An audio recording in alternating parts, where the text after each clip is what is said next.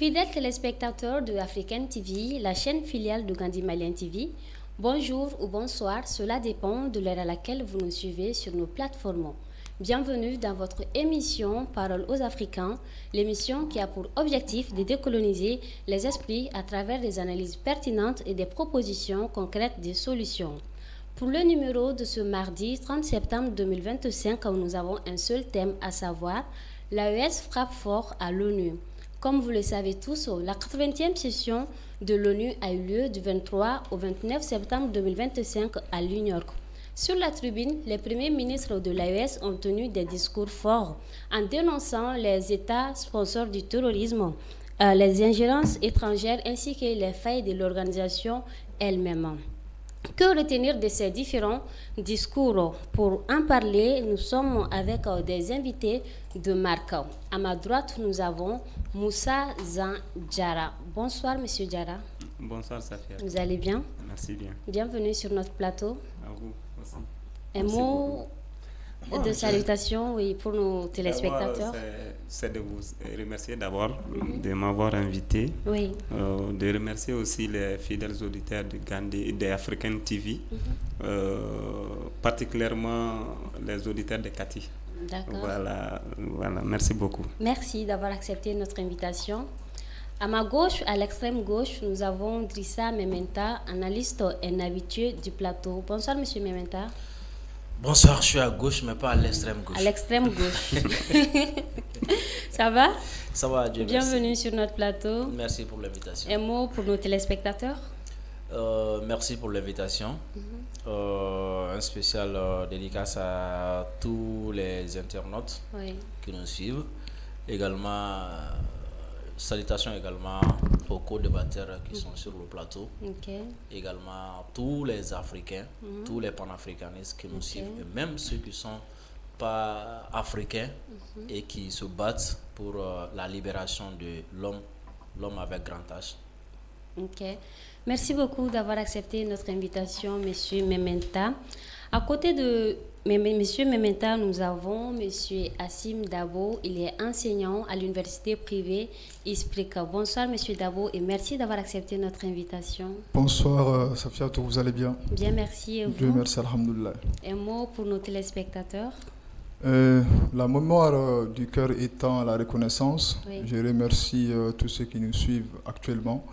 Et j'ai pris tous ceux qui sont avec nous maintenant de propager les messages pour qu'on puisse avoir un impact positif ici, là où nous sommes, et à l'international. Inch'Allah. Merci. D'accord.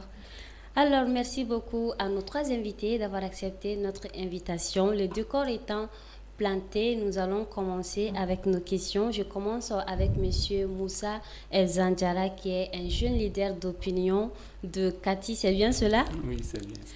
Alors, Monsieur Diarra, la 80e session de l'ONU a eu lieu du 23 au 29 septembre 2025.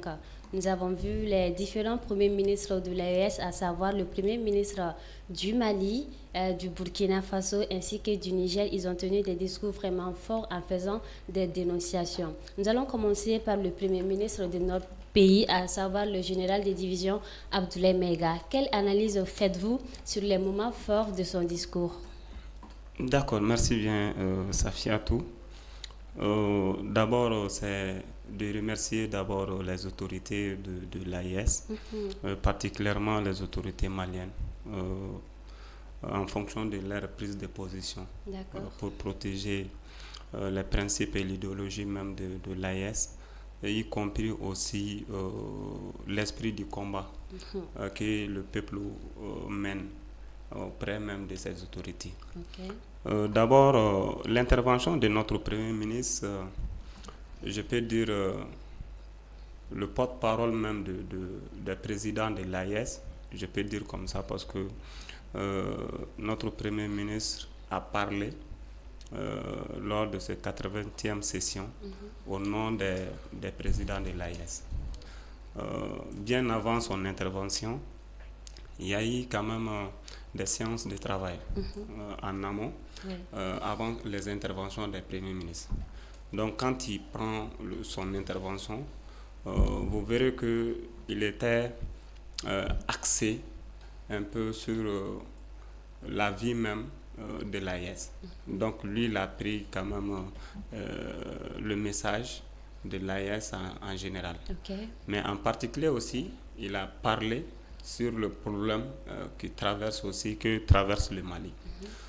Parmi ces interventions, on peut noter à peu près trois grands axes. Okay. Voilà, donc le premier d'abord, ça c'est l'aspect sécuritaire qui traverse quand même le Mali, qui touche le Mali. Donc en plus de ça aussi, l'implication des pays tiers qui soutiennent le tourisme au Mali. Okay. Et après aussi, il a parlé sur la vie même de l'ONU.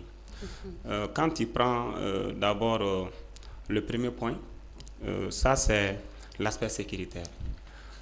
On est tous unanimes là-dessus que depuis bientôt 10 ans jusqu'à 13 ans, le Mali est confronté par ce même problème.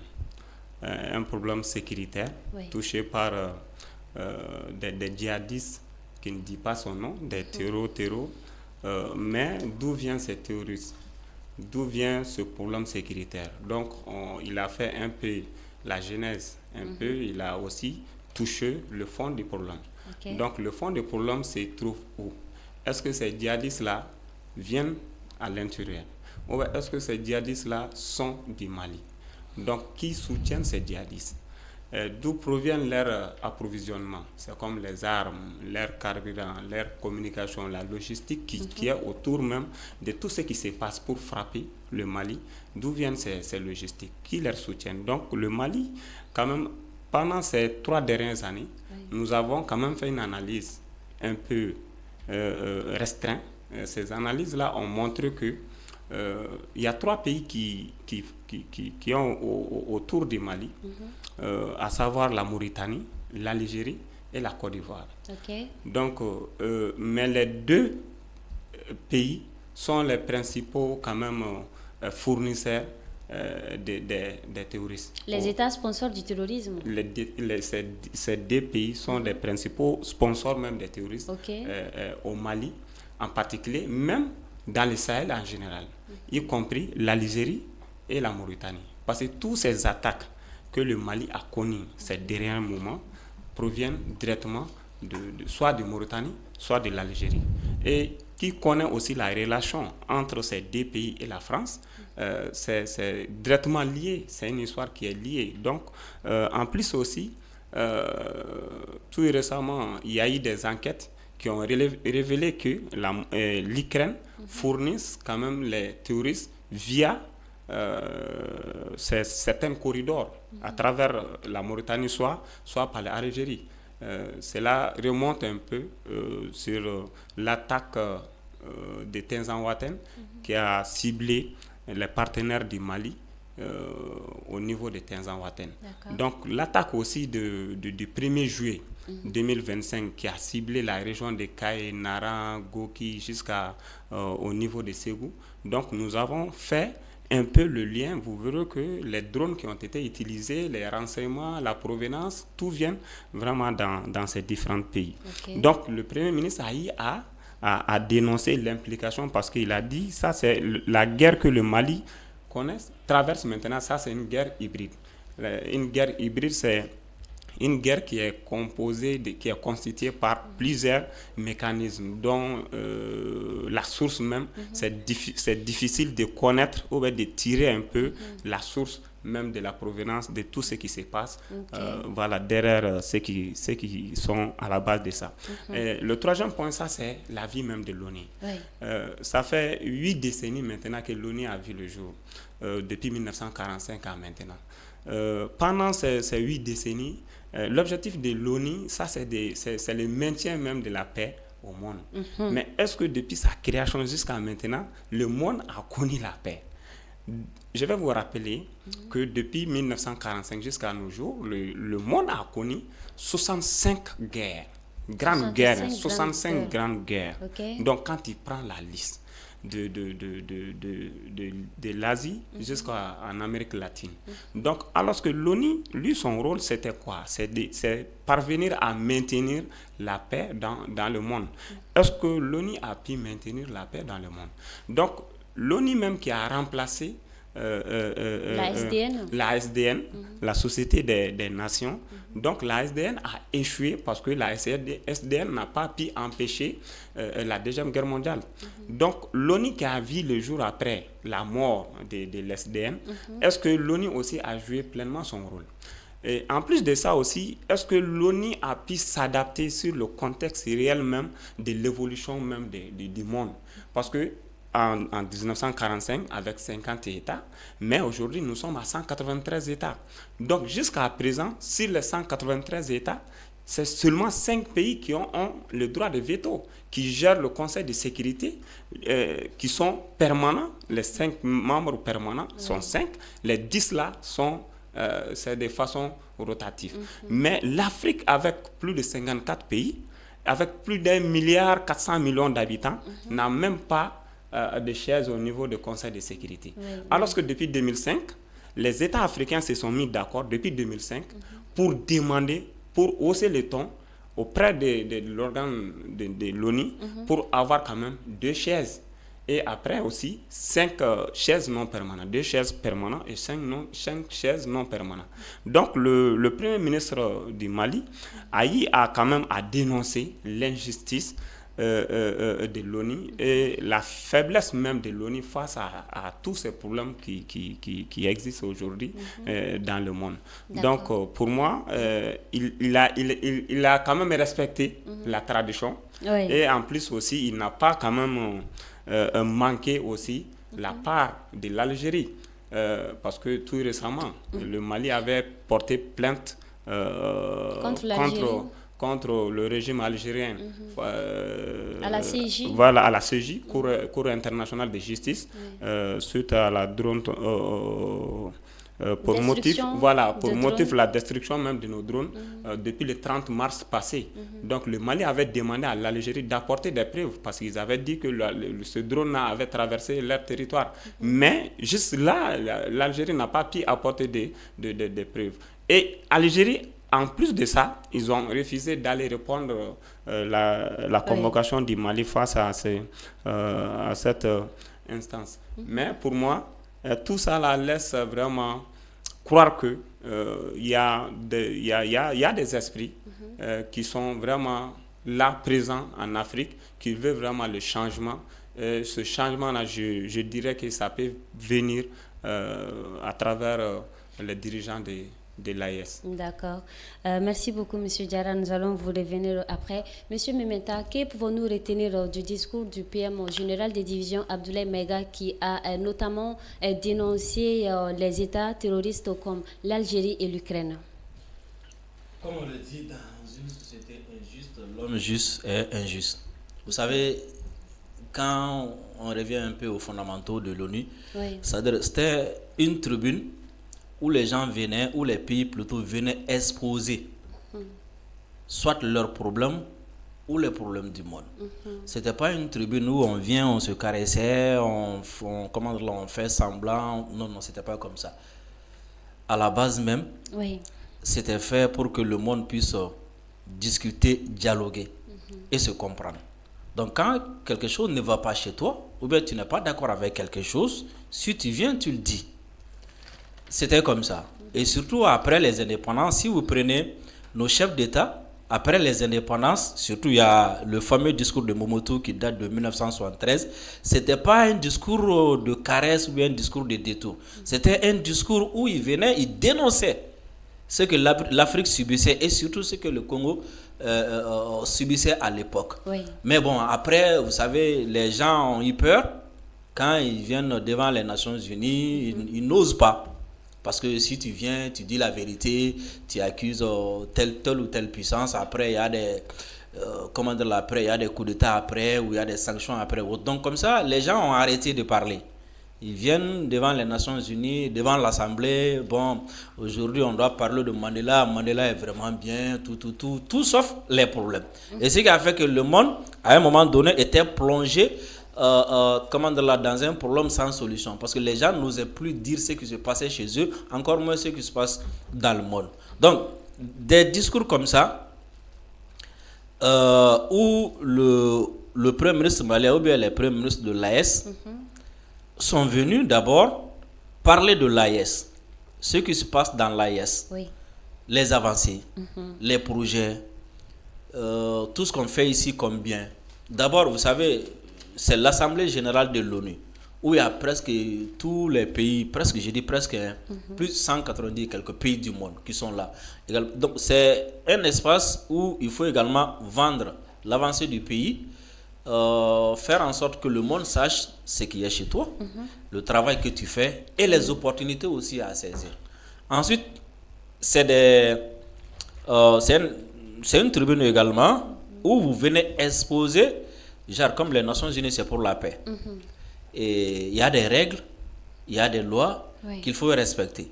Donc, si il y a un pays ou bien il y a un dirigeant qui ne respecte pas ces règles, le lieu approprié, c'est devant, c'est l'Assemblée générale. On vient, on dit, bon, il y a tel pays qui nous a fait ça.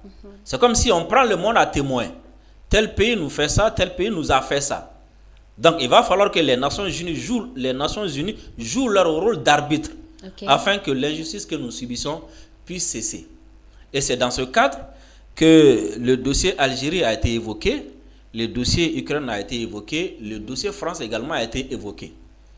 Parce que comme beaucoup le savent déjà, mais essaient de nier, nous avons une civilisation millénaire. Une civilisation millénaire qui nous pousse à nous comporter d'abord comme des bons voisins. Et également à éviter tout ce qui peut être, ou bien tout ce qui peut être à la base d'une confrontation entre deux États. Raison pour laquelle l'Algérie, qui soutient les terroristes, qui fait la promotion du terrorisme, qui était d'abord un soutien fort des terroristes, et plutôt des rebelles, et par la suite qui est devenu un soutien fort des terroristes qui s'ingèrent dans tout ce qui se passe au Mali. Et l'Assemblée générale c'était une tribune où il fallait dénoncer ça. Prendre le monde à témoin de ce que l'Algérie fait chez nous. Parce que l'Algérie ne s'en cache même pas. Les chefs terroristes et autres là, ils se pavanent en Algérie. Ils se pavanent à Tezawaten, de l'autre. Ils se pavanent. Ils ne sont pas cachés. Donc, il fallait faire, il fallait faire ça. Ensuite, l'Ukraine, comme le monde, les pays dits puissantes ou puissances font semblant aujourd'hui de courir au secours de l'Ukraine. Parce qu'ils disent que l'Ukraine est agressée, nanana. Et ce n'est pas concevable que les Nations Unies ou bien les grandes puissances qui sont au Conseil de sécurité donnent des armes à l'Ukraine, donnent de l'argent à l'Ukraine et que ces armes-là vont se retrouver au Mali, au Sahel, pour garnir les armements des terroristes. C'est pas concevable. Donc il fallait dénoncer ça aussi, montrer au monde entier et surtout que c'est l'Ukraine qui a reconnu. C'est très intéressant parce que quand tu les entends parler, on dirait que c'est le Mali seulement qui a accusé l'Ukraine comme ça. L'Ukraine n'a rien fait. Alors que c'est l'ambassade de l'Ukraine qui est au Sénégal qui a partagé une information qui a reconnu que l'attaque de Tezawaten, que lors de cette attaque-là, que l'Ukraine a fourni du renseignement et autres aux terroristes qui ont attaqué Tezawaten. Et l'attaque de Tezawaten a été revendiquée par le Djinim. Donc, autrement dit, l'Ukraine a ouvertement avoué son soutien au Djinim. Donc, c'est quelque chose également qui doit être dénoncé, porté également devant les Nations Unies. Si les Nations Unies ont un sens ou bien si ont un rôle à jouer, la France, qui est membre permanent du Conseil de sécurité, qui a un droit de veto, à la base, ceux qui ont les droits de veto, à la base, sont les garants de la paix, sont les garants de la sécurité. Alors, comment est-ce qu'un pays qui est considéré comme garant de la paix, garant de la sécurité, se comporte de telle façon? Peut soutenir des terroristes, financer du terrorisme et attaquer un pays comme ça. Ce n'est pas concevable. Mais tout ça m'amène juste à dire que, et surtout, après le discours de Donald Trump, j'ai dit, ok, où est-ce qu'on veut aller chercher encore? Parce que tout a été dit. Parce que, en 1945, quand Roosevelt et les autres créaient les Nations Unies, les autres pays, l'ONU n'était pas leur préoccupation. L'ONU, c'était un projet des États-Unis, et plus précisément de Roosevelt. Et les autres pensaient que les Américains veulent mettre en place une organisation pour diriger le monde. Et ils ne voulaient pas rentrer dans ça, pour ne pas faciliter la tâche aux Américains. Oui. Et c'est comme ça que Roosevelt les Américains également ont pu convaincre les autres. Bon, non, ce n'est pas comme ça, c'est pour avoir la paix, tant. Donc si c'est comme ça, on va se distribuer des droits de veto. Si tu n'es pas d'accord avec quelque chose, tu dis non, on ne le fait pas. Oui. Si je ne suis pas d'accord, je dis non, on ne le fait pas. Si lui aussi n'est pas d'accord, il dit non, on ne le fait pas. Comme c'est nous les plus grands. Et 80 ans après, le président des États-Unis, c'est-à-dire le successeur de Roosevelt, qui est Donald Trump, vient dire, en réalité, l'ONU là, si vous pensez qu'elle sert à quelque chose, elle ne sert à rien. Justement, nous allons en venir parce que nous avons vu que dans plusieurs discours, les failles de l'ONU ont été fortement évoquées. Nous allons en venir. Pour terminer, tous ceux qui sont passés ont critiqué l'ONU. Bon, après, on va revenir sur ce point-là. Mais je pense que ce discours de vérité-là, il fallait le tenir. D'accord. Monsieur Dabo, à présent, à vous, est-ce que, ou disons, quels sont les éléments dans le discours du Premier ministre malien qui ont retenu votre attention? Tout d'abord, merci beaucoup pour cette question stratégique par rapport à notre débat. Oui. Moi, je vais essayer de changer de dynamique pour qu'on puisse mieux se comprendre. On parle de discours, on parle de clarification, on parle de dénonciation. Je pense que ça fait 80 ans de dénonciation. Ça en est trop.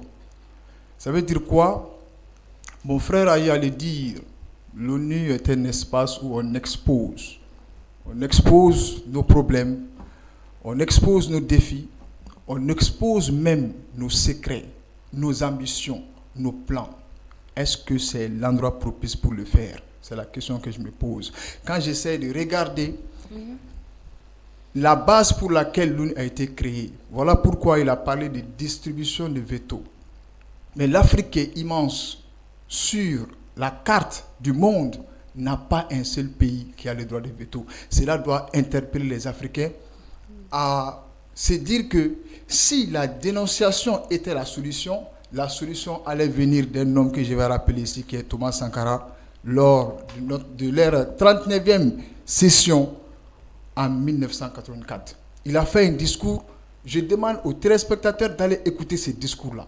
De bout en bout, il a tout dit par rapport à tous les sujets. Et en terminant avec une phrase emblématique que je vais rappeler qui est « à bas la réaction de la communauté internationale, à bas l'impérialisme, à bas le néocolonialisme, à bas le fantoschisme ». Est-ce que ceux qui sont là en train de parler, ils vont dire mieux?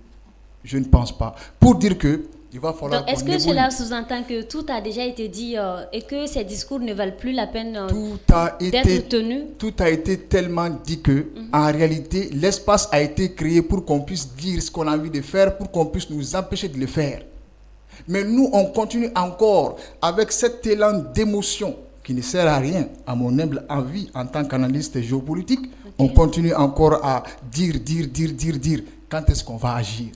Moi, je pense que je vais beaucoup plus réagir par rapport à ça. Mais si je dois rappeler les éléments que notre PM a évoqués, je vais le faire pour le respect de ce débat. Il a réaffirmé la souveraineté et il a dénoncé les ingérences. Ensuite, il a parlé de l'affaire du drone abattu.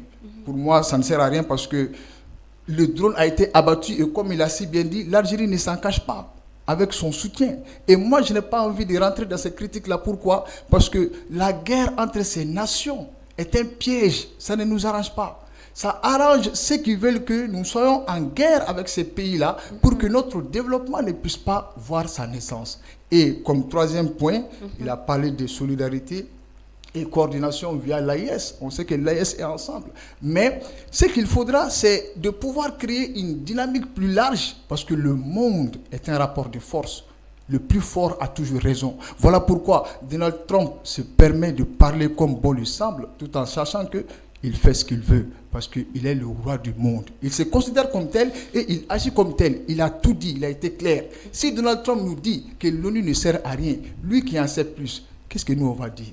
On doit suivre et créer notre propre espace pour qu'on puisse parler de nos problèmes, pour qu'on puisse parler de nos défis. L'ONU doit être pour nous un espace où on va les divertir. Divertir, ça veut dire quoi? On parle de certaines choses, mais on ne parle pas réellement de ce qu'on a envie de faire, parce qu'une fois qu'on va le dire, ils vont trouver des solutions pour qu'on ne puisse pas le faire. On appelle ça en français mettre des carcans dans nos bâtons. Okay. Et ça ne marche pas. Donc moi, je suis fier, bien sûr, du discours de notre PM, mais je vais dire à notre PM que tout a été déjà dit. Ça fait 80 années que nous sommes dans ça. Il faut qu'on quitte dans ça pour que les Africains qui comprennent ce jeu-là, comprennent que la vraie force viendra de nous, de notre union, même s'il y a des défis diplomatiques entre nos différents pays, il faut qu'on soit assez intelligent pour pouvoir maintenir un peu de diplomatie dans l'ombre, pour qu'on puisse se réconcilier à long terme. Parce que ces guerres, entre nous ici, ça ne nous arrange pas. Et ces mêmes personnes qui font tout pour qu'on puisse être dans ces guerres-là, c'est ceux-là qui nous vendent les armes. Mais ils nous vendent les armes pourquoi? Est-ce qu'ils nous vendent les armes pour qu'on puisse aller tuer leur population? Mais c'est pour qu'on puisse s'entretuer ici. La matière grise part en fumée chaque jour en Afrique. En un an, on a perdu combien d'hommes? En 2 ans, on a perdu combien d'hommes? Et si on se laisse dans cette distraction et ces pièges, la guerre que nous avons, 10 ans, nous allons perdre combien d'hommes et de femmes qui étaient destinés à bâtir l'Afrique? C'est ça la question. Ok. Merci, M. Dabo. Nous allons vous revenir après. À présent, nous allons venir aux interventions du PM du Burkina Faso ainsi que du Niger. Dans le discours du PM, M. Edjara, nous avons vu que du PM du Burkina Faso, il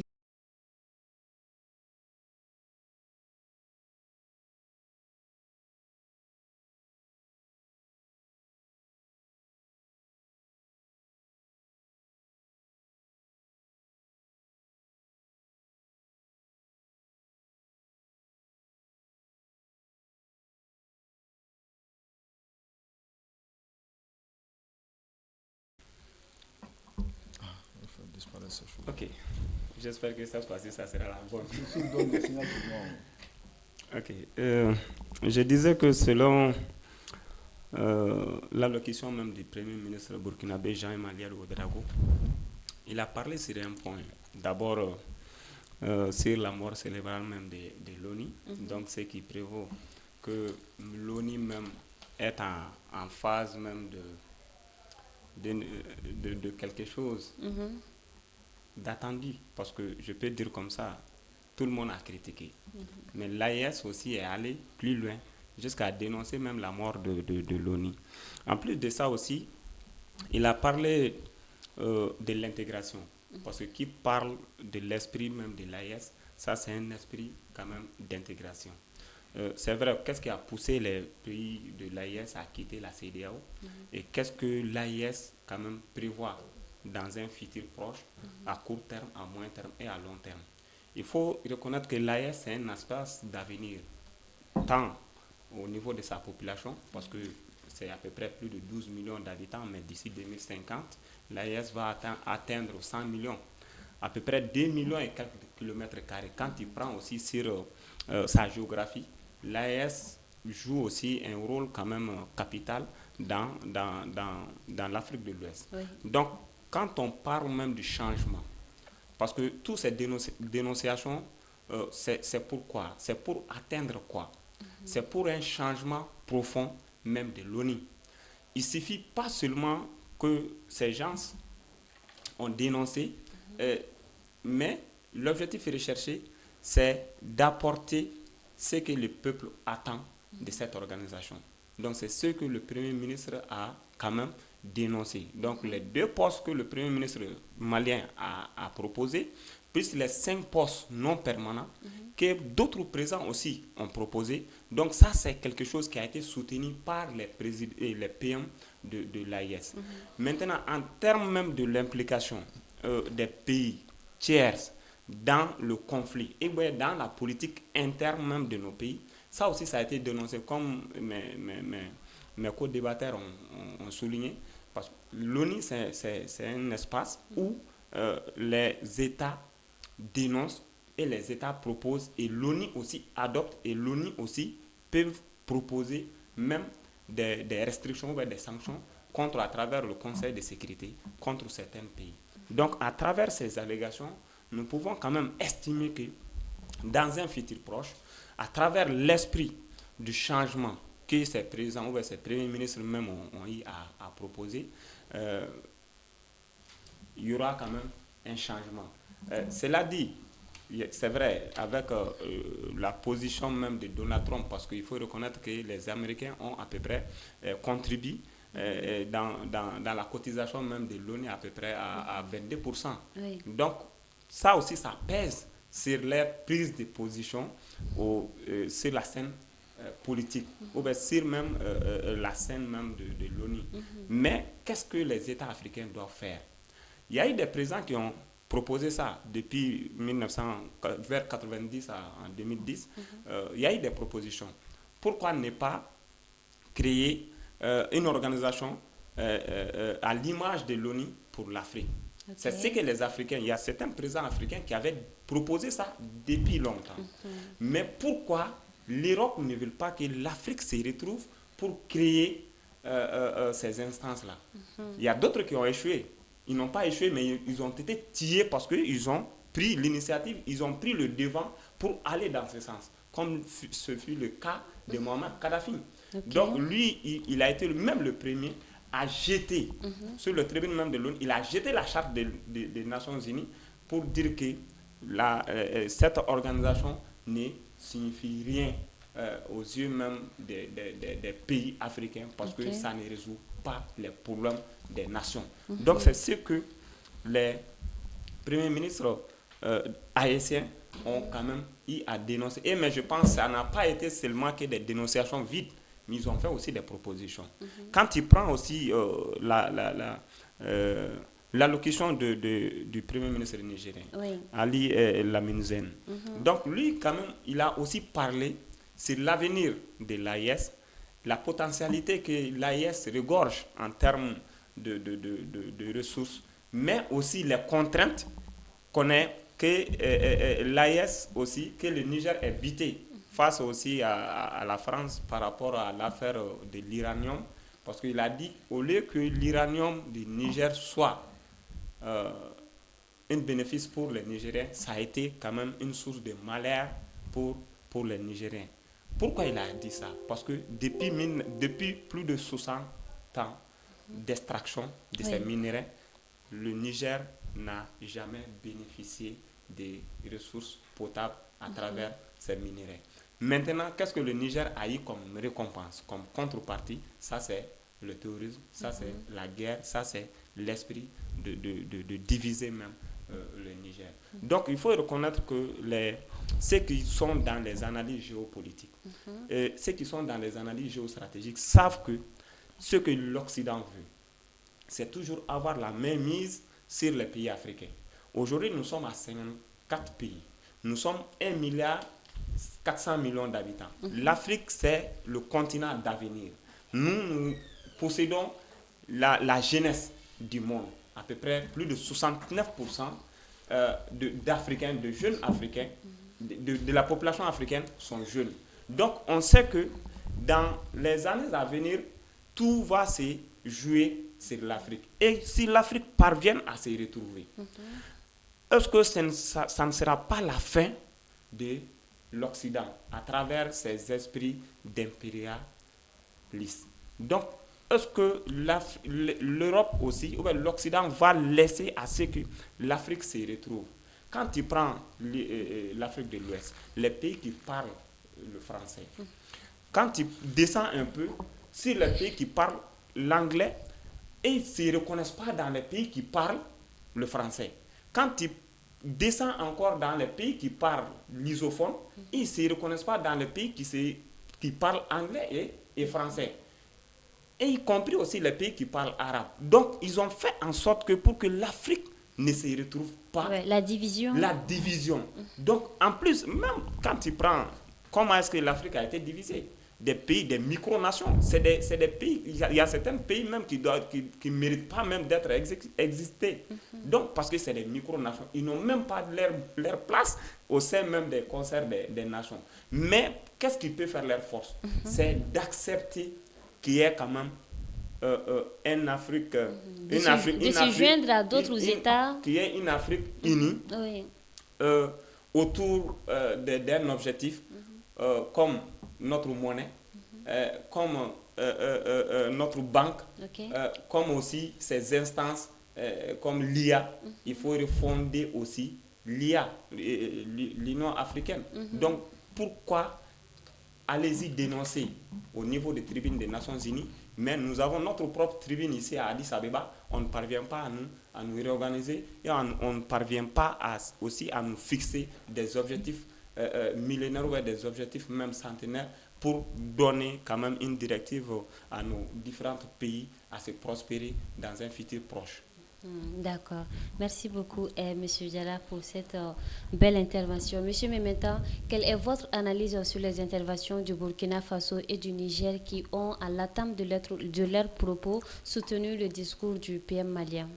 Je pense que c'est les mêmes analyses. Je vais juste risquer de me répéter, sinon c'est la même dynamique. Le Mali, le Burkina et le Niger, c'est la même méthodologie. Et c'est presque les mêmes problèmes qui ont été dénoncés. Voilà, dénoncés. Mais j'aimerais attirer l'attention sur quelque chose. Vous savez, quel qu'en soit le niveau d'accident, le forgeron, quand même, son intelligence lui permet de transformer le moteur gâté en marmite. C'est comme si l'Assemblée générale, c'est un espace qui sert, c'est un espace d'interpellation, de proposition ou même d'expression. Est-ce que vous comprenez? Et c'est vrai, Thomas Sankara a parlé, j'ai parlé de Momotu, et bien avant, nous connaissons le fameux son de Bob Marley, War, qui a été un discours de Haïlé Sélassié, là-bas aux Nations Unies. Et je pense que l'espace, quand Haïlé a parlé de la guerre, cette génération de Haïlé a compris beaucoup de choses. Et le monde entier a compris beaucoup de choses à travers ce discours-là. Le discours de Momotu, pareil. Le discours de Thomas Sankara, pareil. Et le discours également de nos premiers ministres servent également à éveiller et à réveiller et surtout à informer le monde entier. Mais quelle était l'importance ou l'intérêt d'uniformiser ces différents discours-là? Non, nous avons les mêmes vécus, nous avons les mêmes problèmes. Je vais vous donner juste un petit exemple. Moi, en 2000, j'ai été là-bas aux Nations Unies. Lors d'un side event, il y a notre ministre qui a tenu un discours pareil sur le Mali. Les femmes du Mali, tant. Et après le discours, 30 minutes à l'hôtel, il y a à peu près une vingtaine de délégations qui ont cherché à rencontrer le ministre. Parce qu'en réalité, ils ne savaient pas ce qui se passait au Mali.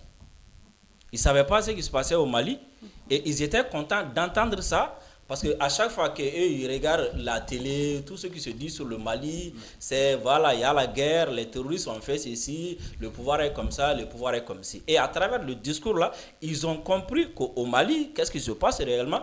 Et après ça, ils ont même projeté de se rendre au Mali afin de raconter nos autorités. Donc souvent ces discours là, c'est un espace également où il faut communiquer. Communiquer, si vous vous rappelez, le discours du docteur Shogol Kokala Maïga, après ça a mobilisé toute l'Afrique. Ça a mobilisé toute l'Afrique. Je me rappelle quand on a fait une manifestation ici, il y a des gens qui ont quitté Comores, Cameroun et autres là pour venir nous rejoindre ici. Donc souvent, ça sert à quelque chose et souvent, il le faut. Ce discours de vérité-là, il le faut. Et souvent, quand on se retrouve devant le monde entier, notre devoir, c'est quoi? Comme l'instance est une instance d'interpellation, d'expression autre. Notre devoir, c'est quoi? C'est amener le problème là-bas. Maintenant, la gestion du problème ou la résolution du conflit ou bien d'autres là, cela incombe à l'ONU. Si l'ONU n'arrive pas à faire ça, c'est l'ONU qui a failli et non, et non les dirigeants qui ont parlé là-bas. Et maintenant, après le discours, est-ce qu'il faut compter sur l'ONU? Est-ce qu'il faut compter sur le Conseil de sécurité? Ça, c'est un autre débat. C'est ce que je voulais commencer tout à l'heure. Là. Ça, c'est un autre débat. Parce que même demander deux places ou une place au Conseil de sécurité, je pense que ça ne sert même à rien. Ça n'a vraiment pas de sens. Parce que déjà, celui qui est à la base de la création vous a dit, nous avons créé ça pour servir notre intérêt. Maintenant que nous voyons que ça ne marche pas, on va laisser. Raison pour laquelle, depuis belle lurette, les États-Unis se sont un peu détachés des Nations Unies. Quand ils veulent aller quelque part, ou bien quand ils veulent faire quelque part, que le Conseil de sécurité est d'accord ou pas, ils vont, comme Bush l'a dit, qu'ils soient d'accord ou pas, je vais me faire, je vais aller en Irak. Donc maintenant, je pense, ce qu'il faut, l'Afrique doit s'organiser et faire le lobbying. Qu'on ait un droit de veto ou pas, si l'Afrique est organisée, si nous avons un lobbying, il suffit seulement de dire nous voulons ça, nous ne voulons pas ça, nous ne sommes plus d'accord avec ça. Et les autres vont s'arrêter parce qu'ils ne peuvent pas aller sans nous. Voilà, parce qu'ils ne peuvent pas aller sans nous. C'est comme tout de suite. L'AES était dans la CEDEAO. L'AES a dit non, nous ne voulons plus ça, ils sont sortis. Et aujourd'hui, pour des questions sécuritaires, la CEDEAO est obligée de composer avec l'AES. Pourquoi ? Parce que l'AES est une force aujourd'hui. Voilà, moi je pense que les Nations Unies aussi, c'est comme ça. Donc c'est un peu l'intérêt d'uniformiser le discours comme ça. Si les États... Voilà, uniformiser, par exemple, quand moi je parle, c'est une voix. Zan, il reprend ce que j'ai dit, ça renforce ce que j'ai dit. Le frère également, il vient, il reprend, ça renforce aussi. Oui. Ça montre le niveau de solidarité, surtout notre vécu ici va être vulgarisé. Donc voilà. Donc moi je pense que les discours qui ont été, ou bien les discours qui sont tenus, tant que l'Assemblée générale est là, c'est un espace pour nous de nous exprimer, d'interpeller et d'énoncer. Le monde, l'Afrique vont écouter ce que nous avons à dire, ce qui se passe chez nous, et ça va même susciter l'intérêt de beaucoup à s'intéresser davantage. Parce que si et seulement si nous n'avions aucune voix pour nous adresser au monde, imaginez les médias qui sont écoutés, les G20, les G7, les autres tribunes, on n'a pas de voix. Aujourd'hui, au niveau de l'Union africaine, nous sommes sanctionnés. CEDEAO, n'en parlons pas. Et si le monde doit comprendre ce qui se passe dans l'AES à travers l'Union africaine, à travers les G20, à travers les G7 ou à travers les médias occidentaux, personne ne va nous soutenir. Donc à un moment donné, il faut que nous nous exprimons, porter le message, et c'est comme un marché. Nous avons vendu un message et ce message a été acheté. Raison pour laquelle, de 2022-2023 jusqu'à maintenant, vous allez voir, après chaque passage, il y a quand même des va-et-vient, et après chaque passage, il y a également il y a une mobilisation. Il y a une mobilisation qui est là. Donc moi, je pense que... Donc l'ONU a encore de l'importance, rien que le fait de tenir des discours. Dit, quel que soit le niveau... quel que soit le niveau de gravité de l'accident, le forgeron peut avoir l'intelligence de transformer le moteur en marmite. Donc, l'ONU a été créée pour la paix et la sécurité. Mais l'ONU n'arrive pas à amener la paix, il n'arrive pas à amener la sécurité. Mais l'espace qui est là, tant que cet espace sera là, on peut profiter de cet espace pour passer des messages. Et ce message-là, je pense que ça a été compris la première fois. Et sinon, pourquoi même, à un moment donné, nos chefs d'État avaient arrêté de tenir ce langage de vérité. Parce que ce langage de vérité-là, ça dérange. Raison pour laquelle ils ont tout fait pour que ce langage de vérité-là cesse, avec des menaces, avec des coups d'État, avec autres. Là. Donc ce langage de vérité, à ce niveau-là, ça peut porter. D'accord. Monsieur Dabo, un autre discours a-t-il retenu votre attention lors de la 80e session de l'ONU? Bon, je pense que Par rapport au discours qui a attiré mon attention, ça a été déjà dit. Je ne peux pas quand même mettre en sourdine le discours de Donald Trump. Parce qu'il a tout dit, moi. Je pense qu'il a tout dit. Si lui, je le rappelle encore, il vient nous dire... Parce que Donald Trump... est-ce que si Donald Trump parle des failles de l'ONU, ça ne serait pas peut-être, ou ça ne serait pas en quelque sorte parler des failles des États-Unis également, parce qu'ils font partie des États qui ont créé l'organisation? Oui, c'est-à-dire le défi n'est pas lié par rapport, c'est-à-dire à qui a fait quoi. Mais pour moi, le défi, c'est par rapport à ce qui a été créé et pour quel objectif. Moi, ce n'est pas l'espace qui me dérange.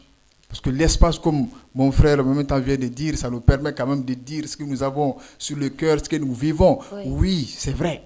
Mais en réalité, l'objectif, c'est quelque part une façon de savoir ce que nous vivons, c'est à quoi nous aspirons pour nous en empêcher. Imagine, plus de 70 ans, nous sommes dans la même chose. Mais de qui se moque-t-on? Regardons les résultats. Si c'est parler, on a parlé. Maintenant, au-delà de toutes ces parlottes-là, moi, j'aimerais que nous, on arrive à parler entre nous, qu'on s'organise entre nous, qu'on puisse peser entre nous et aller avec la même voie pour nous imposer. C'est avec cette seule dynamique qu'on va nous respecter là-bas. Sinon, cela ne veut pas dire que l'ONU n'a pas sa raison d'être. L'ONU a sa raison d'être pour ceux qui l'ont créée tout en connaissant les objectifs. Est-ce que tu me comprends? Donc, moi, j'ai un peu pitié des Africains. Pourquoi? Parce que nous avons tout, mais on n'a pas l'essentiel. L'essentiel, c'est quoi? C'est l'union. C'est l'union, c'est tout. Si on regarde, avec tout ce qui se passe dans la politique, l'Union européenne, là, quand la France a besoin de quelque chose, la France peut s'appuyer sur l'Union européenne pour faire entendre sa voix. C'est un type d'union. Pourquoi nous, on doit se poser ces questions-là? Pourquoi nous, on n'arrive pas à nous organiser pour qu'on puisse parler le même langage et peser dans les concerts des nations? C'est ça la nouvelle problématique que moi je pose et que j'interpelle en même temps. Pas seulement les autorités, mais tous les Africains. Qu'on sache que le sort que nous avons dans notre continent, ce sort-là, c'est nous. On doit juste comprendre les réalités pour qu'on puisse avancer. Je vais relever quelque chose par rapport au discours du PM burkinabé, qui a été encore clair. Qu'est-ce qu'il a dit? Il dit que, parce qu'il a critiqué l'ONU par rapport à le dernier point qui a été évoqué, il dit que, c'est-à-dire, il qualifie les bilans des 80 années de l'ONU comme étant un fiasco embarrassant. Est-ce que tu comprends la portée de ce langage en français et surtout en bon français? Un fiasco embarrassant et appelle à des réformes structurelles. Réformes structurelles parce que tout simplement la structure qui est là est bien pensée, mais pas pour nous. Ça me rappelle le Real de Madrid. Ce n'est pas pour faire la publicité, mais quand ils ont senti qu'il n'y a pas de respect et de considération par rapport à ce qu'ils ont fait, ils n'ont pas assisté à la cérémonie. On doit se faire respecter. Et ce respect s'impose et se mérite. Mais ça ne peut pas s'imposer tant qu'on n'est pas unis. Moi, je ne vais pas imposer l'union des États-Unis d'Afrique, mais je vais quand même faire une prophétie. Tant que cette union des États-Unis d'Afrique ne fait pas surface, tous les objectifs que nous sommes en train de penser dans notre salon et dans nos conférences là, ça n'aura pas lieu. Parce que le monde est une jungle et le plus fort a toujours raison. D'accord. Monsieur Diarra, dans une de vos interventions, vous avez parlé de la création d'une organisation à l'image de l'ONU. Et nous avons constaté également que beaucoup d'intervenants ont proposé une réforme de l'ONU. Pensez-vous que cette réforme-là est possible? Oui, je pense tout va se revenir sur tout ce qu'on vient de dire. C'est que quand l'Afrique n'accepte pas de prendre son destin en main, c'est que nous allons toujours revenir sur ces discours. Même dans 100 ans encore, nous allons encore refaire les discours, ça ne va pas impacter. Le résultat de ces discours, quand même, c'est la dénonciation. Il faut reconnaître que tous ceux qui sont en train de dire ont été dits. Nous, notre attente, c'est quoi? En tant que citoyens africains, qu'est-ce que nous devons quand même demander auprès de nos élites, auprès de nos autorités? C'est qu'il faut qu'ils acceptent de prendre le sort de l'Afrique en main. Quand on revient un peu en arrière sur le discours de Thomas Sankara sur la dette des pays africains, il a dit, si les pays africains avaient accepté de dire non à l'Occident, qu'on ne va pas payer les dettes, est-ce que Thomas Sankara allait être tué? Mais il a dit, si je n'ai pas de soutien, je ne serai pas là lors de la conférence prochaine. Mais il a été tué avant la conférence prochaine. Tout le monde a vu. Quand tu prends l'ONU, la résolution qui a fait que l'OTAN est intervenue en Libye en 2011, mais la résolution n'était pas faite pour l'intervention terrestre. C'était juste pour empêcher les flottes libyennes d'intervenir. La résolution qui a même accordé la présence de MINUSMA au Mali ici, quand il rentre dedans, quel était l'apport de MINUSMA sur la crise malienne? À peu près avec plus de 15 000 hommes. Qu'est-ce qu'ils ont pu apporter comme solution? MONUSCO qui se trouve au Congo depuis 1997, qu'est-ce que MONUSCO a pu faire pour résoudre la situation au Congo? Aujourd'hui, le Congo est presque divisé en deux. Mais jusqu'à présent, il y a la présence de l'ONU qui est là-bas. Et il faut aller au Soudan. Qu'est-ce que l'ONU a pu faire pour éviter la crise au Soudan? Justement, c'est un peu l'aspect que le Premier ministre nigérian essayait d'évoquer en disant qu'on ne pouvait plus compter sur l'ONU. On ne peut plus continuer avec ça. Je peux dire que c'est des scènes théâtrales qui nous montrent. Allez-y comme des ping-pong, allez faire des ping-pong. C'est des discours de ping-pong. Moi, je te dis, toi, tu me réponds. Moi, je te dis, toi, tu me réponds. Depuis des siècles, on est là. 80 ans. Rien n'a changé. Mais qu'est-ce qui empêche les Africains à se dire maintenant, si l'Occident, parce que nous avons tous proposé la restructuration profonde de l'organe même de l'ONU. L'ONU, c'est l'Assemblée générale, c'est le Conseil de sécurité. L'Assemblée générale est composée de 193 pays. Donc le Conseil de sécurité, ça c'est 5 pays qui détiennent les vétos. Et après, 10 pays qui font quand même la rotation, qui ne sont pas des pays permanents, mais qui sont là. Donc, pourquoi l'Afrique n'a pas de place, l'Afrique n'a pas de veto? Pourquoi, jusqu'à présent, c'est eux les 5 là qui décident le sort du monde? Parce qu'il faut reconnaître que lorsque l'ONU a été créée en 1945, ces pays africains aussi, on était tous sous tutelle de ces pays européens. Presque tous, parce que en 1945, je peux dire l'Éthiopie ne faisait pas partie, et Libéria, l'Éthiopie qui n'a pas été colonisée, et Libéria qui a pris son indépendance vers la fin de 1800. Donc après, si ce n'est pas les 2 pays-là, tous ces pays africains étaient presque sous le tutelle même de ces pays. Donc, il faut reconnaître que l'ONU n'a pas été créée sous l'esprit d'égalité pour tout le monde à son temps.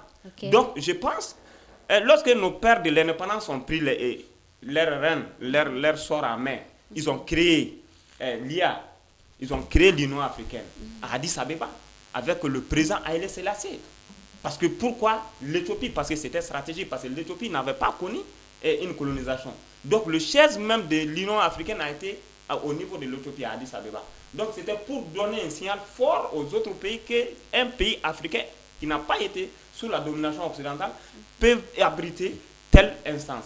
Donc l'esprit de cette instance-là, c'était quoi? C'était pour donner à l'Afrique l'unité.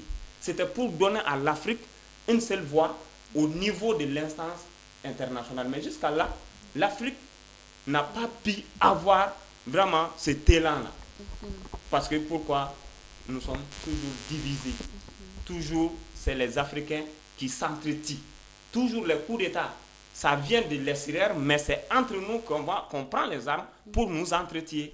Aujourd'hui, cette guerre qui a été imposée au Mali, mais la guerre là, ce n'est pas les Touaregs qui font la guerre ici, mais c'est les frères africains, certains frères africains qui ont pris les armes contre le peuple malien, contre le peuple haïtien. Mais c'est des Africains comme nous. Mais est-ce qu'ils connaissent le sens et l'avenir même de notre continent? Est-ce qu'ils ont l'esprit que ceux qui sont en train de tuer, c'est des bras valides, c'est des esprits voyants qui peuvent donner à l'Afrique un jour sa suprématie. Mais nous sommes là à nous entretenir, on ne se demande même pas. Nous, on ne fabrique pas les armes. Nous, on n'a pas des usines d'armes. On ne fabrique même pas des balles. On ne construit pas des véhicules. Mais c'est ces véhicules-là construits ailleurs. C'est ces armes-là fabriquées ailleurs qui viennent ici pour nous tuer. Et pour terminer, l'autre jour, l'Ukraine a dit officiellement qu'ils vont vendre certaines de leurs armes. Et ils ont même dit qu'ils ont eu à faire des contacts au niveau de la session, mais au niveau de l'Assemblée générale de l'ONU, avec des pays africains qui sont intéressés même à payer des armes avec eux. Alors que le monde entier se mobilise pour aller aider l'Ukraine. Le Mali a porté plainte contre la France. Le Mali a porté plainte contre l'Ukraine. Tu as vu quel pays africain qui a soutenu le Mali au niveau de l'instance de l'ONU pour dénoncer l'implication de la France sur la crise malienne? Tu as vu quel pays? Alors que l'autre jour, l'Union européenne a fait un communiqué adressant aux autorités maliennes de libérer le soi-disant diplomate français, l'espion français qui a été arrêté ici. C'est l'Union européenne qui a fait le communiqué pour sa libération. Mais tu as vu quel autre pays africain soutenir le combat de l'AES? Est-ce que cela sous-entend que l'Union africaine aussi a perdu sa valeur? Mais je te dis, l'Union africaine, c'est des mots, c'est du nom. Ça n'existe même pas. Et tu as écouté le discours de Ibé l'autre jour. Il a dit qu'eux-mêmes, ils sont sanctionnés. Ils sont sanctionnés par l'Union africaine. Et même ils ne savent pas qu'est-ce que l'Union africaine veut d'eux ou qu'est-ce qu'ils doivent faire pour l'Union africaine. D'accord. Donc pour te dire que ces organisations africaines, vraiment, c'est des noms. Si on ne se ressaisisse pas pour prendre notre destin en main, et je pense que ce changement-là peut venir de l'AES. Parce que l'élan que l'AES a déjà pris, il y a beaucoup d'autres vraiment qui envient, même s'ils ne disent pas, que ce soit le défilé militaire historique que le Mali a eu à faire, que ce soit les discours, tu sens que ça commence à créer ces fibres-là patriotiques chez beaucoup de ces citoyens africains dans d'autres pays. D'accord. Monsieur Mementa, est-ce qu'on peut s'attendre à une faillite de l'ONU s'il n'y a pas de réforme dans les années à venir, notamment donner la place que l'Afrique mérite? Bon, l'ONU va durer comme ça. Mais s'attendre à ce qu'on réserve la place que l'Afrique mérite ou qu'on donne à l'Afrique sa place au Conseil de sécurité ou bien à l'ONU, là-bas aussi, l'Afrique va attendre longtemps. Pourquoi? Parce que ceux qui ont les droits de veto, on ne les a pas donnés. Ils l'ont pris. Comme je vous l'ai dit, je vous le disais, ils se sont distribués.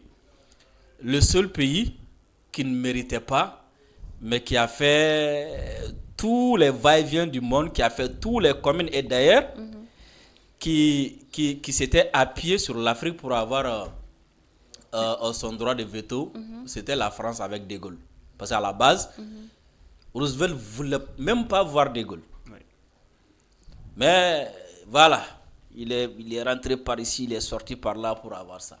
Donc les 5 qui ont les droits de veto, ils se sont distribués les droits de veto. Et ces droits de veto, ça leur accorde des privilèges. Ça leur accorde beaucoup d'avantages.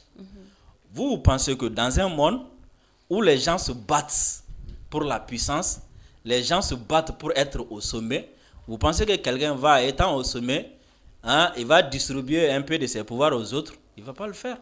Il ne va pas le faire. Donc, c'est à nous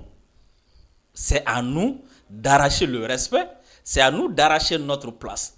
Et même aller chercher notre place aux Nations Unies, je vous le disais, c'est de ne pas connaître les Nations Unies. C'est de ne pas connaître pourquoi les Nations Unies sont là, comment est-ce que ça fonctionne. Pour moi-même, il ne s'agit pas d'aller chercher notre place aux Nations Unies. Il s'agit d'imposer notre place au monde entier, que ce soit Nations Unies ou pas. Regarde aujourd'hui, il y a une guerre entre la Russie et l'Ukraine. Les Nations Unies out. Conseil de sécurité out. Donald Trump est venu, bon, il dit qu'il va faire les choses à sa manière. Oui. Il va écarter l'Europe. Il va discuter directement avec la Russie et l'Ukraine. Les Européens étaient là. Ils ont vu. Bon, attends, ça, c'est pas bien pour nous. Et pourtant, les Nations Unies sont là. L'Angleterre a un droit de veto, la France a un droit de veto. Mais ce n'est pas dans les Nations Unies qu'ils sont partis. Hein. Ils se sont réunis. Ils ont créé la coalition des volontaires pour faire le lobbying. Obliger Donald Trump à les écouter. Oui. Toque-pied quelque part. Saboter quelque part. Et par finir, qu'est-ce qui se passe? Donald Trump les appelle, bon, on va faire la paix, on va faire ceci, on va faire cela. Vous allez garantir la sécurité. Et à travers ça, et ils auront leurs avantages. C'est comme ça que ça se passe. Les choses ne se règlent pas au Conseil de sécurité ni à l'Assemblée générale. Où est-ce que les choses se gèrent dans les instances où, à travers les gens, où les choses se gèrent avec la force. Donc, tant que tu n'es pas puissant, tant que tu ne sais pas faire de lobbying, il y a combien de pays aujourd'hui qui siègent au Conseil de sécurité? Ça, ils règlent quoi? Ils viennent, ils parlent, après ils rentrent à la maison. Mieux, les Nations Unies ont pris une résolution pour que Palestine soit un État, Israël est un État. Ça fait combien de décennies? Rien. Rien. Sauf récemment. Voilà. Non, même récemment.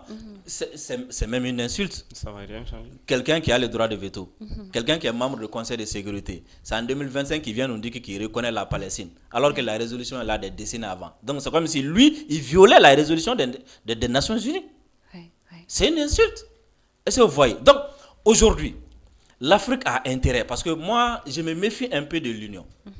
Parce que lorsque l'Union est basée sur l'incompatibilité, ça ne donne pas. Hein? Moi, je préfère un groupe qui partage les mêmes idées, qui partage la même philosophie, qui se battent pour cette philosophie-là, afin de pouvoir propager ces messages-là. Et être solidaire pour pouvoir avancer. Regarde, aujourd'hui, notre problème, ça vient de l'Union africaine. Oui. Hein? Vous savez pourquoi ça vient de l'Union africaine? Parce que dans l'Union africaine, les pays ne sont pas unis. Pourquoi? Parce qu'il y a incompatibilité. Il y a des pays qui se plaisent à satisfaire aux autres. Il y a des pays qui veulent imposer l'Afrique. Et il y a d'autres pays, eux, ils s'en foutent. Ouais.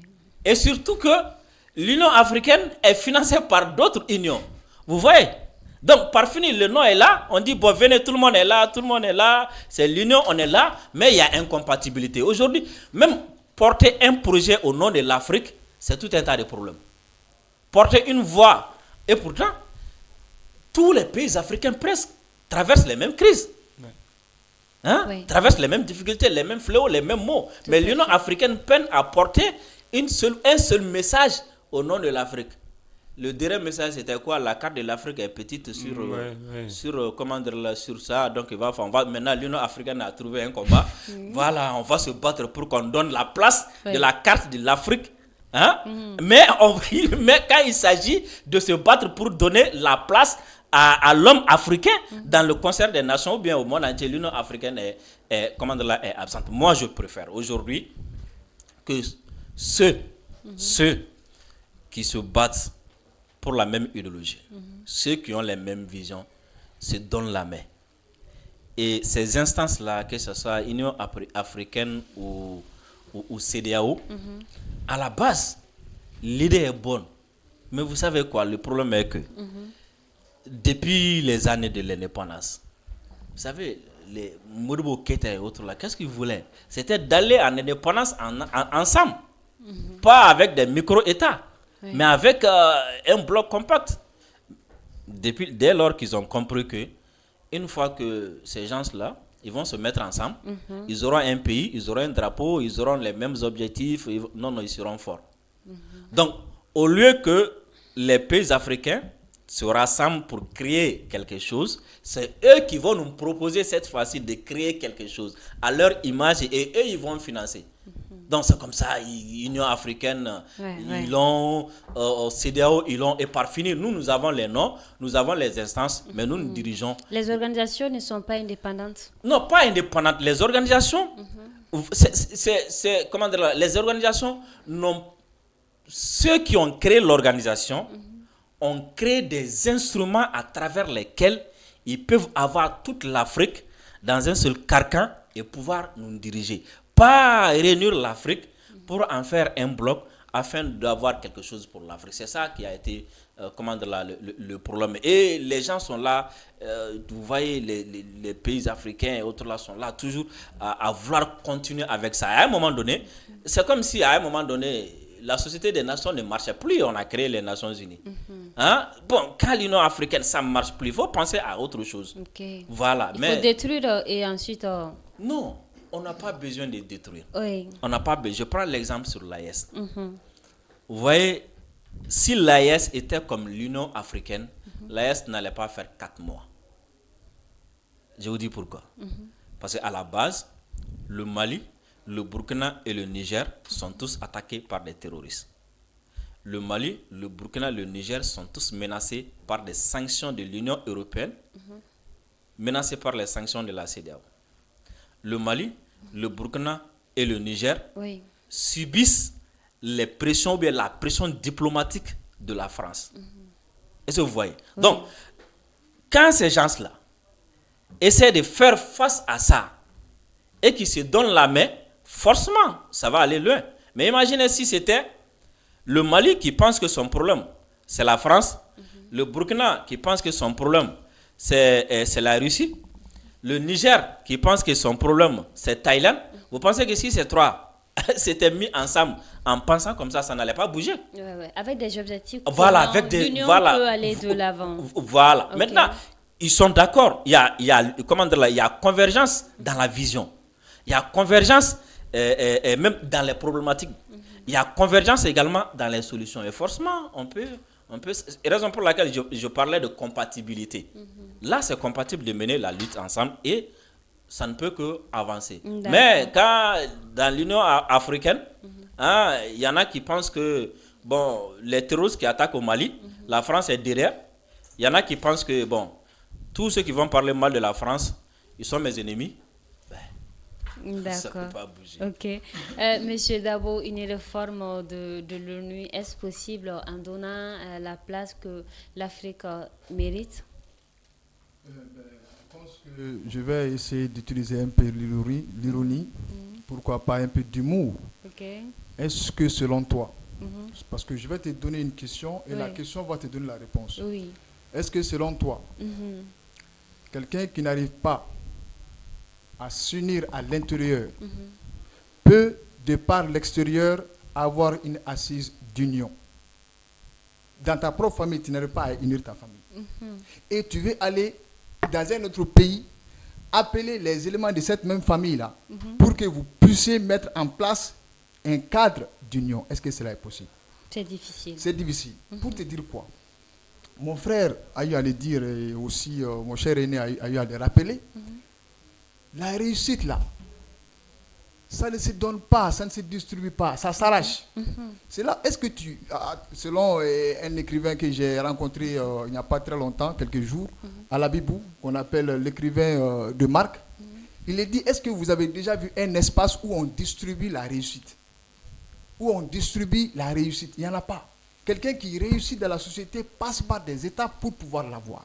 Maintenant, il y a une philosophie, parce qu'il a parlé de quelque chose qui m'interpelle, il y a une philosophie qu'il faudra faire naître chez les Africains sur le long terme. Moi, je ne parle pas d'aujourd'hui. Peut-être que le combat dont je parle, ça trouvera que je n'existe plus. Mais il faut jeter les bases pour que les choses puissent avancer.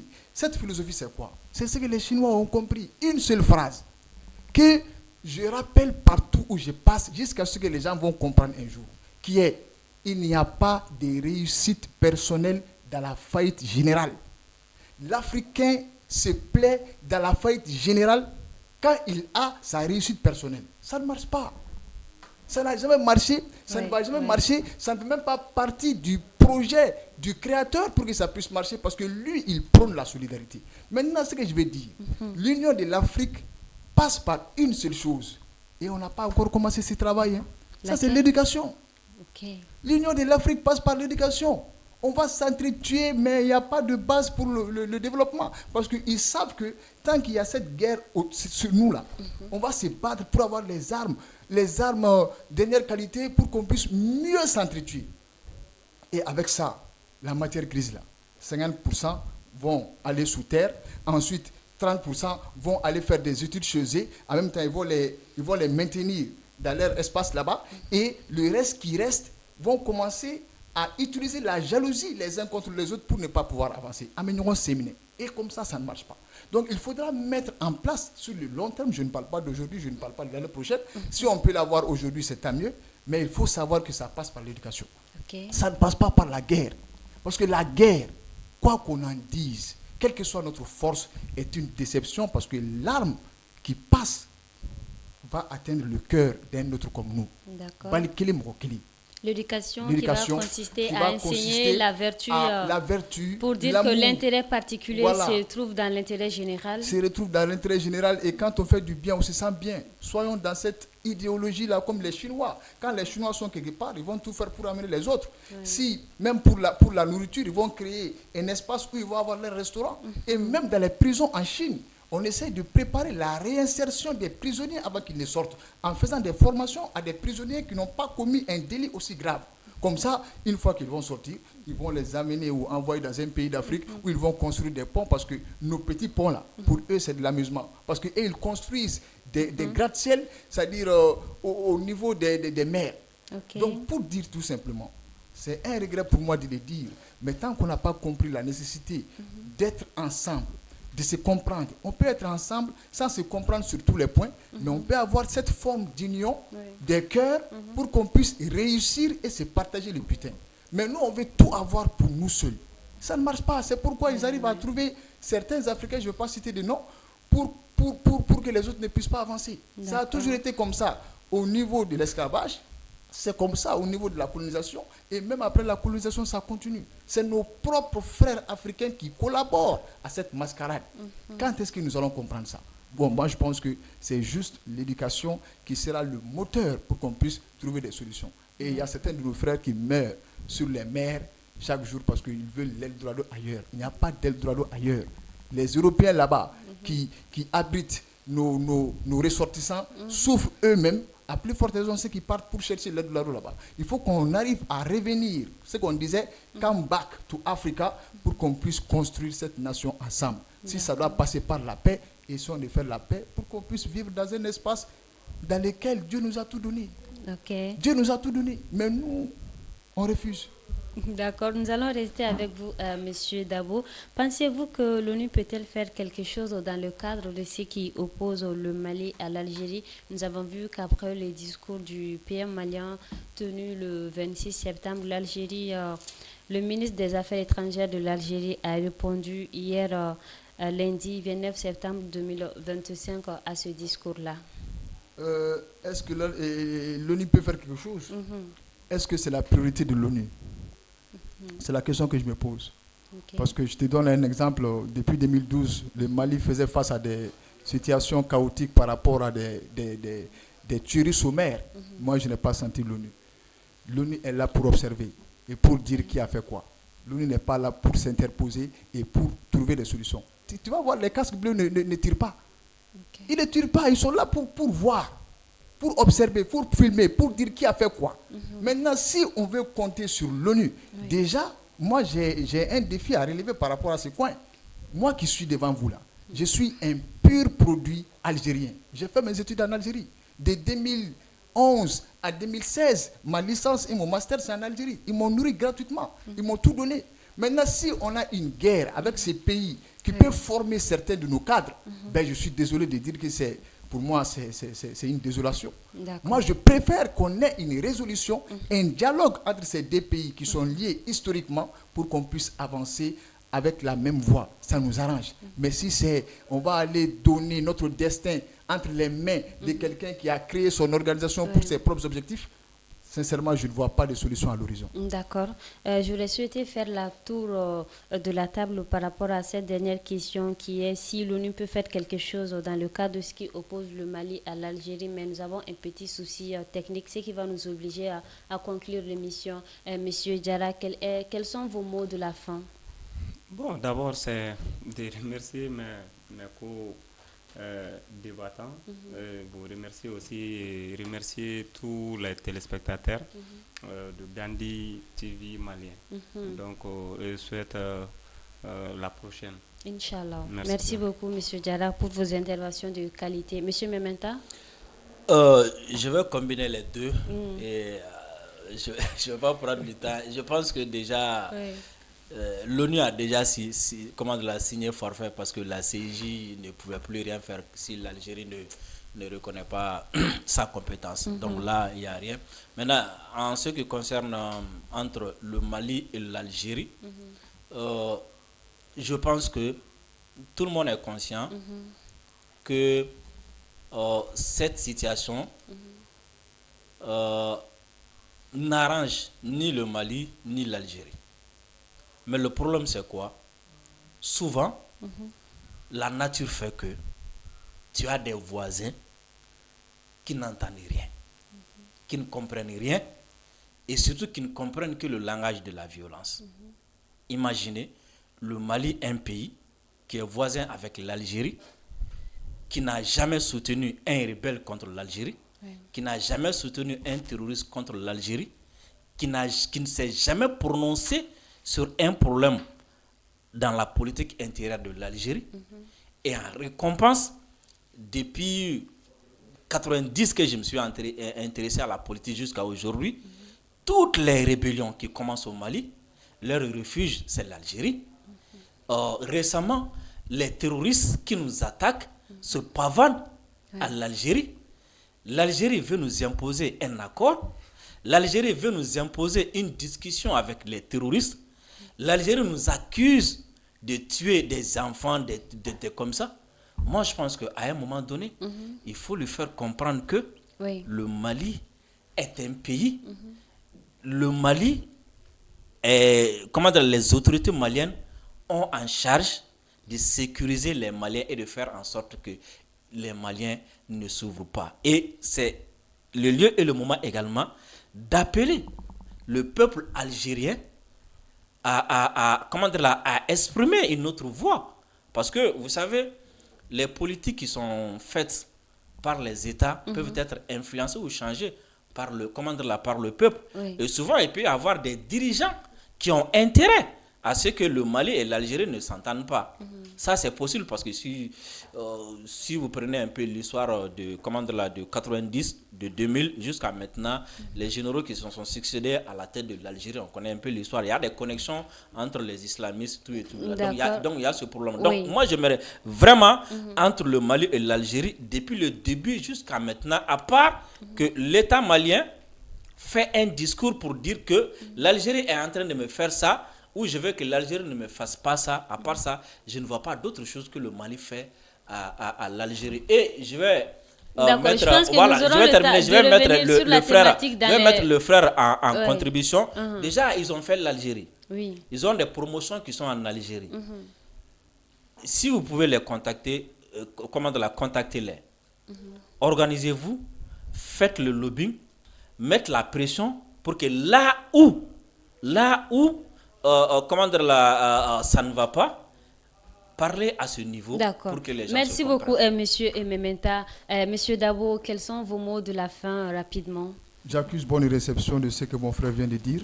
Et je dis tout simplement merci pour l'invitation. C'est toujours un grand plaisir. Vive l'union des cœurs et des esprits pour l'excellence et l'émergence de nos nations. Je vous remercie. Merci beaucoup à nos trois invités de marque pour les interventions de qualité. Vous l'aurez compris, nous sommes à la fin de cette émission Parole aux Africains de ce mardi 30 septembre 2025. Nous avons parlé sur la thématique suivante, l'AES frappe fort à l'ONU. Merci pour votre aimable attention et à la prochaine.